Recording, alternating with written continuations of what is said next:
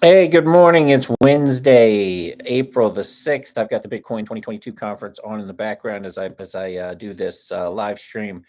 So far this morning, some decent single on interviews. The panels are pretty useless in my opinion. When you put too many people up there that are good at what they do and they've got their peers around, they tend to walk a delicate line with every question. Has any balls up there?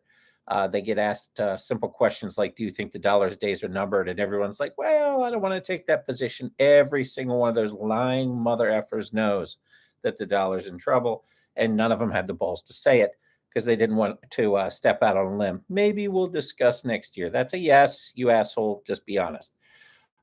Great fucking conference so far, though. I enjoy every second of it.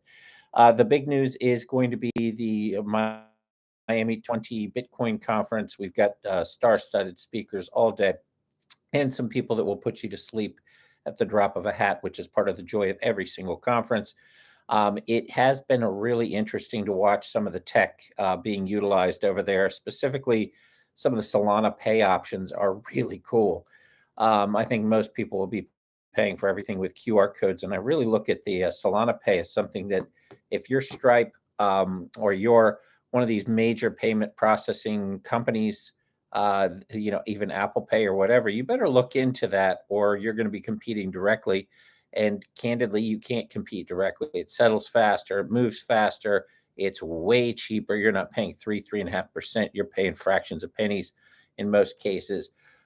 It's instantaneous. It's easy. You don't need to hand somebody a credit card, so your risk of fraud goes way down. I mean, the benefits are on and on and on, and the drawbacks are down and down and down. Really, the only drawback is that it's not everywhere. And as soon as it becomes ubiquitous, good luck competing. Mastercard, American Express, Visa, all those folks. Right now, really, the only thing that they kind of have is because fiat is government based and they can print. They do sort of tend to have more insurance on it. You're starting to see insurance pop up on places like Coinbase if they experience a hack, not if you are hacked. If you screw up, you still are responsible. There is no thing there. Same thing happens with banks. Although sometimes if you make a mistake with an Amex, somebody steals your card because you were a moron, or otherwise, Amex will refund you the difference of what happened to you, and they've done that in the past. So, there are certain benefits to credit cards and standard fiat that I'm not sure crypto will ever get to, because again, the federal government can't print crypto yet. When we get to CBDCs, you could be looking at a whole different thing, also a whole different level. So we'll get there at some point, because that is coming fast. We already have the digital yen, and we already have the CBDCs well underway here in the U.S. Yeah, I'm wondering what's going to happen with this XRP lawsuit, because if XRP wins, which it looks like they will, although we won't know till at least the end of this month, and then probably closer to September, if that happens, whether XRP actually becomes the SWIFT replacement, and whether or not the United States government moves that into their ecosystem, I've got a theory that they're going to.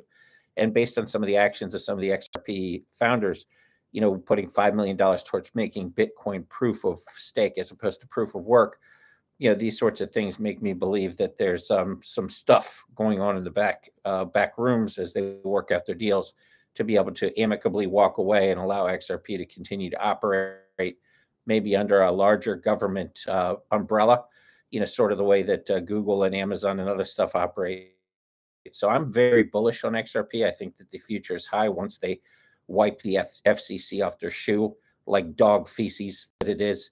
No offense, FCC, you guys do great work, just not any I'm aware of. Um, so on to what's happening here at the conference. I'm very, very bullish on Terra Luna. I love what those guys are doing. I love the UST coin. They're accumulating Bitcoin like crazy. They've already tied it to a number of different actual fiat currencies to sort of give it that stable basis. So they actually launched in April 2019, and it's pegged to the U.S. dollar, South Korea won, the Mongolia Tugrik, International Monetary Fund special drawing rights basket of currencies. So they've pandered to the IMF, which is always good for the future of a coin. I'm not a big IMF fan. I kind of look at them as the mafia of banking, and would know banking would agree with me. They tend to give people loans they can't pay and sort of come in with that Chinese model and say, okay, you can't pay, we'll take over this, control that, control this asset and that asset. Hey, I'm not saying it's bad. It works, but not a big fan. However, when Terra added Bitcoin to that formula, it really changed everything. They've been accumulating Bitcoin like crazy. Their goal is to have 10 billion in a fairly short period of time. They'll have 3 and 10 billion in a more longer period of time as backing up as the stable coin. So UST is something we're looking very, very seriously into tying to, and probably will. But that project is really making a lot of inroads. They're doing some good things. They're run by some very, very smart people. And if you haven't started following Terra Luna, you might want to take a look into that project and start keeping your radar on them to see what you find and see if you like it as much as I do. Tech standpoint. So we've got some good stuff coming out of this concert. Out of this concert, yeah, that's what it is to geeks. It's like going to see the Rolling Stones. You're like, "Look, who's up next?" This is like Lollapalooza for nerds, for crypto nerds. So I'm jazzed up. I'll come on a couple times during this thing during the day, update you on what we're actually hearing, whether there's anything new and interesting that's popped up. There's a couple things that I need to look into. I need a little bit more into Hyper. So Hyper is, some tech that I gotta actually dive into a little bit so I can speak more intelligently about it. I'm looking a lot. I'll probably learn quite a bit about layer two transactions. I already know a lot about what's happening on the layer two, but I'm going to pay attention, listen to some of the experts here talk. There was some good optimism on Bitcoin when the Miami mayor, who is awesome, big bull, and is really declared Miami a Bitcoin city. I think he's going to run for president, and he's going to be an interesting choice to take a look at. Then you heard that Bitcoin should be crashing much more than it is right now. It's not having a good day because the stock market is absolute garbage right now and has been crashing. And like I said, Bitcoin hasn't fully and crypto hasn't fully decoupled from the market. It's moving that way. There was a period of time where the ratio, the correlation was a 4 out of 4. I think 5 out of 5 perfect. 4 out of 4. It was almost perfect to the stock market. Now it's a 2 out of 4. It's dropping precipitously, but it really needs to fully decouple before it can really be powerful. Now, a lot of people don't know that the United States stock market is an inflation hedge traditionally. So, they're like, is Bitcoin an inflation hedge? Well, of course it is. It's semi-tied to the stock market. And then as people pull out of the stock market and the stock market suffers with rate hikes, see that money flowing into Bitcoin, where Bitcoin does become and cryptos become a much bigger inflation hedge.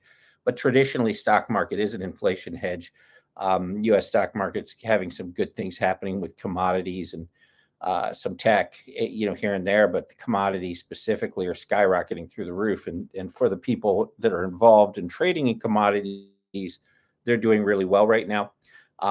Uranium's doing well. Some other things are doing well. But right now, Bitcoin should be doing much worse. Interest rates are down like 136 basis points in the last week. And usually when that happens, Bitcoin crashes. It has not crashed. It's come down a little bit, but it should have come down a lot more, as there's an inverse correlation between interest rates coming down and Bitcoin price traditionally. In this case, it's stayed a lot more stable than it should. Still trading at about 44,212 right now, and as that as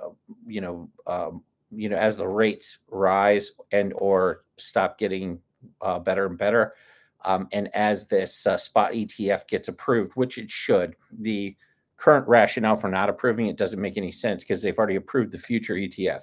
So you approve the future ETF, and then on the spot ETF, you say, we're not going to approve it because it's too volatile. Well, the futures ETF was the exact same thing and potentially even more volatile because futures are even more unknown. So you're not going to approve the spot because it's volatile after you've already approved the futures. It makes zero sense. What they're doing is just playing games and probably trying to negotiate favorable terms with the large consortiums that are putting these spot ETFs together. Once the spot ETFs go live, you're going to see a massive inflow of institutional cash. The big whales are going to come in, and it's anyone's guesswork goes. I mean, some people are generously going, lightly going 100,000 per Bitcoin. It could easily be up to a million or more per Bitcoin. It all depends on what's happening with the US dollar as well.